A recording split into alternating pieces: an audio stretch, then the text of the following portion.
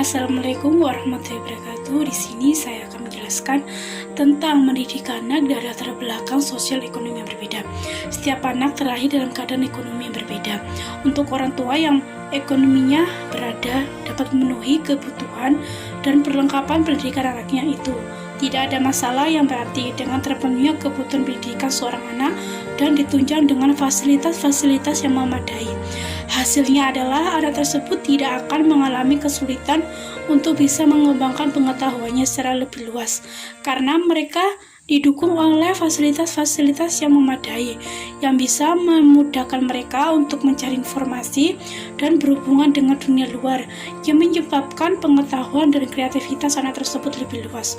Berbanding terbalik dengan hal tersebut bagi orang tua yang kurang berada.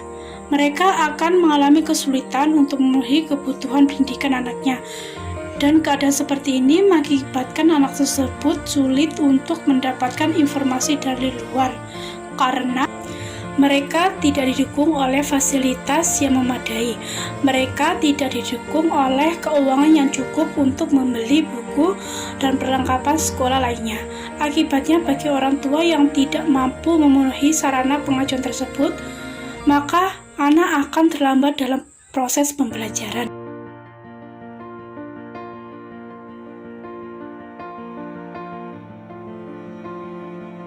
Assalamualaikum warahmatullahi wabarakatuh. Selamat siang. Perkenalkan, nama saya Florencia Sylvia Bidoi. Di sini saya akan menjelaskan sedikit mengenai poin kedua, pendidikan multikultural.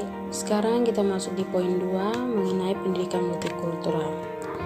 Pendidikan multikultural adalah merupakan suatu wacana yang lintas batas karena terkait dengan masalah-masalah keadilan atau social justice,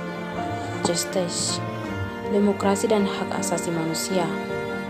Di sini menurut Azumardi mendefinisikan pendidikan multikultural sebagai pendidikan untuk atau tentang keragaman kebudayaan dalam merespon perubahan demografi dan kultur lingkungan masyarakat tertentu atau bahkan demi secara keseluruhan. Pendidikan multikultural adalah pendidikan yang memperhatikan secara sungguh-sungguh terhadap latar belakang peserta didik baik dari aspek keragaman suku atau etnis, ras, agama, dan kebudayaan. Jadi secara singkat, pendidikan multikultural adalah pendidikan mengenai keragaman budaya. Nah, di sini proses penanaman cara hidup menghormati, tulus, dan toleran terhadap keanekaragaman budaya yang hidup di tengah-tengah masyarakat.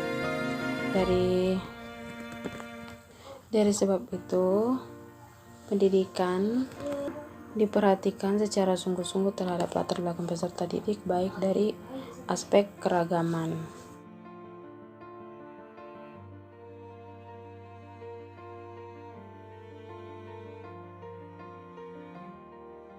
Assalamualaikum warahmatullahi wabarakatuh. Perkenalkan, nama saya Minarti Watem, Prodi PDSD kelas 3A.